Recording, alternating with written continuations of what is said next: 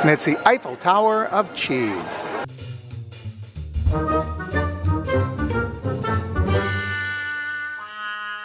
I'm really excited to be back.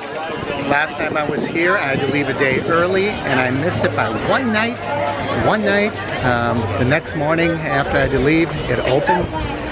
So I'm really looking forward to this day. I came in last night, and I just did one or two things. I picked up my pass holder magnet, and I went and I had the filet mignon in Canada, and that was it. Then I had to go. So, World Showcase, here we come. Let's start off with mouse gears and see what food and wine merchandise they have.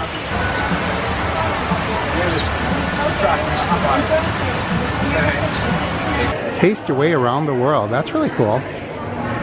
And that is, I'm having a hard time seeing these tags, $27.99. Oh, that is really a big one. That would even fit me. Taste your way around the world. It's kind of nice, a snack tray, and that is $6.99. That might be the deal of the day.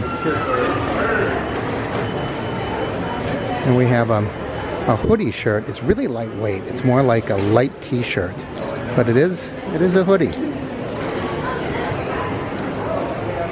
It's $42.99. There's an apron with figment for $29.99.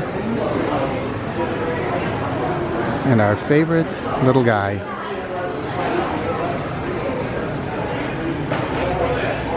What is he? $22.99. Oh, and look at this. The children's play area, just as you exit Mouse Gears, is open. Last time we were here, this was just under construction.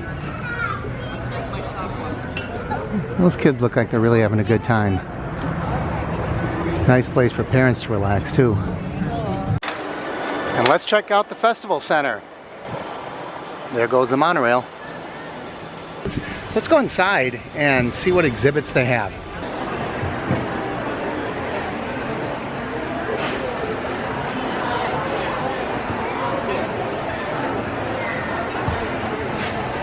All right, I have my guide, my festival passport, and this tells you what they have at all of the different stops, what types of food and beverage you'll find at each location.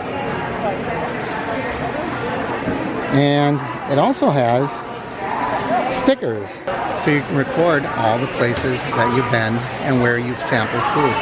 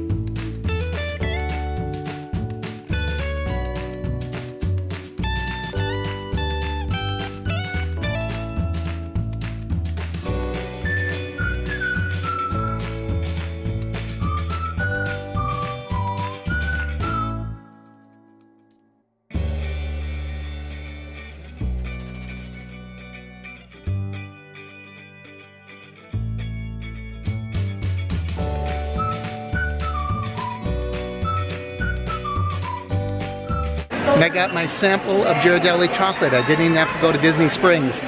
Here's all of our different products. I guess I could have come here first before going to Mouse Gears.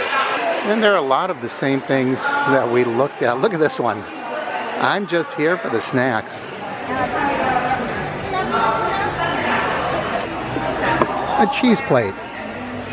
Solid wood, $34.99. That's actually a pretty good price, I think. And of course, a lot of cookbooks. And there's no food and wine without wine. So you can get special 3-ounce pours for $5. So that's it for the Festival Center. The World Showcase is open now, so I'm going to head in that direction. I'll probably wander around Future World just a little bit and see if there are any things there that are unique to the Food and Wine Festival. I hear some percussion up ahead. Let's go see what it is.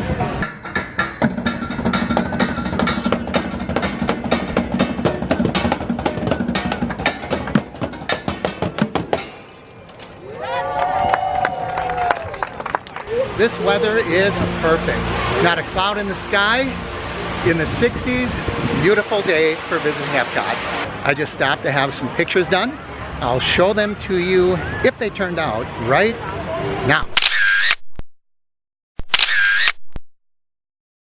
I've already tried the filet mignon in Canada, and I've been told to try the crab cakes, but unfortunately the crab cakes really aren't unique to a land, but they might be unique to the Food Wine. So we'll see. I'm always pressed, do I turn left or turn right? I think I usually turn left because I really like Mexico, and Mexico's left. But I think we're gonna break tradition, and I'm gonna go to the right this time.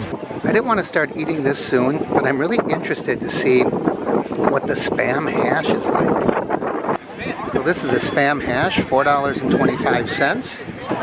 That's really tasty. It's got a really sweetness to it. Tiny, tiny, tiny. I wouldn't say a bite, but you can taste the spices. And very sweet. I really like it. It has potatoes, peppers, onions, and spicy mayonnaise. The spicy mayonnaise just gives it a little bit of bite. It's not spicy at all. It actually tastes very sweet.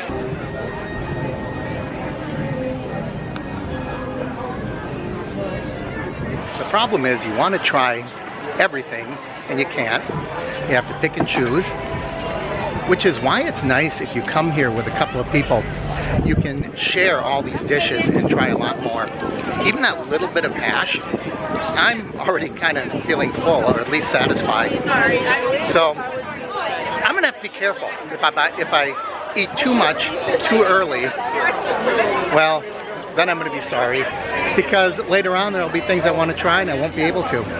And here in Canada, they have the filet mignon. I tried that last night. I was really looking forward to it, and I was a little disappointed. It was okay. It wasn't great. It wasn't what I remember it to be from last year. And there's a Remy right next to the Canada sign.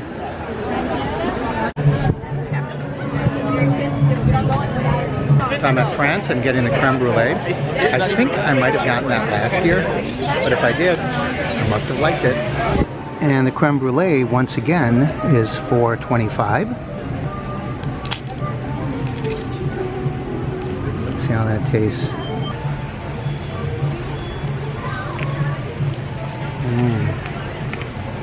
I don't know how to describe it other than creme brulee. The crunchy glazed sugar topping and the creamy filling, just very, very good.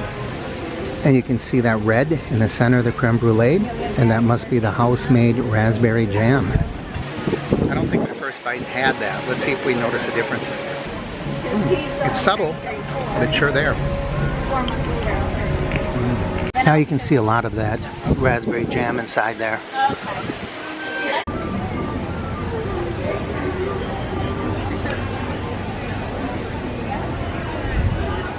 That was really good, and it was a good follow-up to that hash to get something sweet.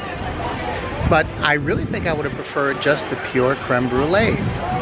The raspberry, it was good. It tasted really good, but I think I would have preferred it just really pure without the preserves or fruit filling or whatever you want to call that raspberry.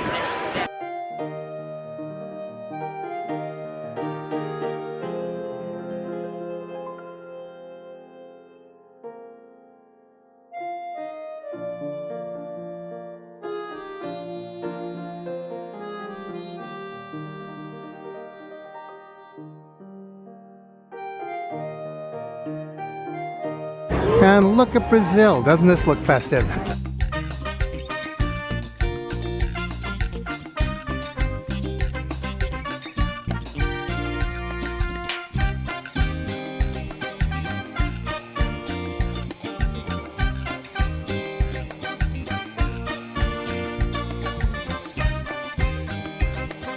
I just went through the store in Japan.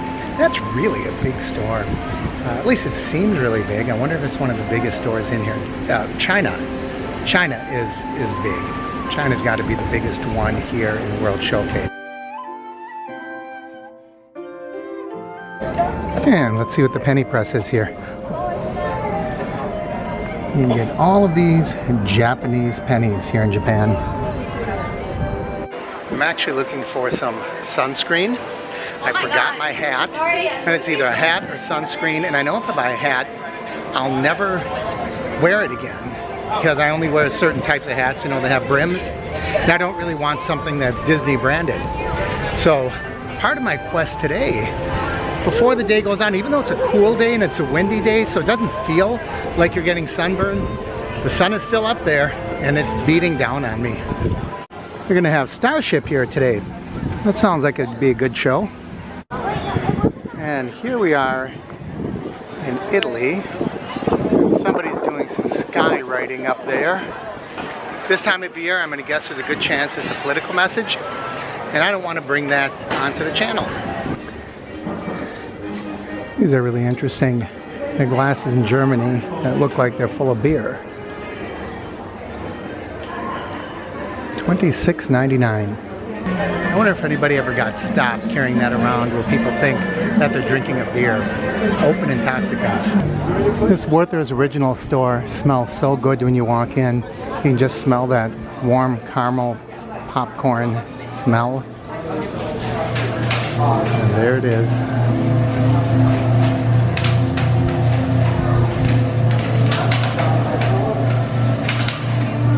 And Germany has apple strudel and bratwurst and Schinkennudeln. Schinkennudeln. Whatever it is. I know I'm not saying it right. And the Brewers collection is open. I'm not real big on beer, so I'm not going to stop by. But I think if you like beer, it looks interesting. A nice way to sample some different flavors. I'm just outside of Norway, and the giant hot dog, remember the Viking hot dog, that big giant hot dog? That stand is gone. So I don't know if they took it away temporarily for Food and Wine, or if it's gone for good. But I made it almost all the way around. I've only had 2 things. There is something that I want to try, so I didn't want to eat too much, and then I'll come back to World Showcase. I'm not done yet. But there's something called the Impossible Burger in Future World, and it's supposed to be a hamburger with no meat, and from what I hear, it's really good, so I'm going to give that a try.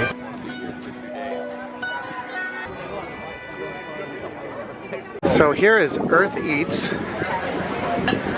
and this is where they're supposed to have that Impossible Burger. Wasabi cream and spicy Asian slaw on a sesame seed bun. Now I'm looking around at all the people eating, and these look like pretty small burgers. Almost like, well, it is called a slider. So we're gonna go give it a try anyways. But I think that I could get at McDonald's for $5 compared to this. But let's get in line and see what it's like. And look at that, they have vegetables growing right here in the planter.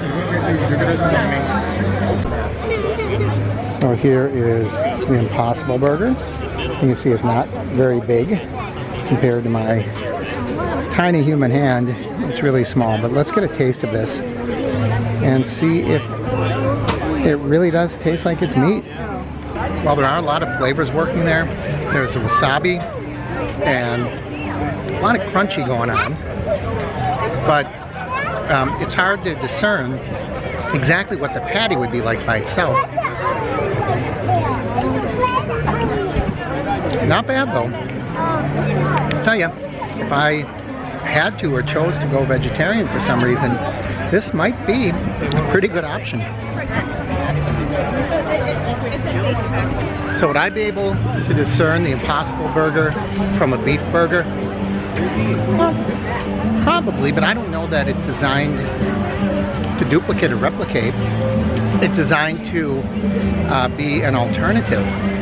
And it was a pretty good alternative. Impossible? Yeah, probably not impossible because we just had it. But it was interesting, and it was good. I have to say I enjoyed it. That Impossible Burger made me thirsty. And fortunately, it's right around the corner from Club Cool. Wow, does this smell good. It's barbecue flavors from fire. Let's see what they have. piggy wings. Let's see, they have piggy wings, smoked corned beef, skirt steak, and chocolate picante. Just look at that smoke coming from the grill. Here it talks about the different flavors you can get from different woods. Interesting stuff to read if there are long lines. Too hot for you. So there's a skirt steak, and it looks like it's served on a little potato pancake. The meat's good, but I want to try to get the flavor with everything together. There are a lot of flavors working together here. You can see there's some corn, there's some cabbage in there at the coleslaw, there's that potato pancake, there's the steak. Okay, let's get it all together. Is that not spicy? Good mix of the potato, coleslaw. You get that good smoky flavor, but also it's offset a little bit by the coleslaw. Very good. $6.75. It's a lot like eating a steak sandwich on a potato bun or a potato roll. It's good. I like it. It was nice to get a table back there in the garden area. Usually my table is the top of a trash can because that's all I can find. I can use a drink after eating that steak. I don't want to put too much in one video, so I think we will call this one wrapped. I will be back later, but I want to thank you for joining me. As always, I love it when you comment down below, when you share and like the video, especially when you subscribe. And please consider becoming a sponsor of this channel and become one of my Patreon sponsors. You can find information for that down below as well. Thanks a lot, everyone. I'm Mark from the Average Meat Channel.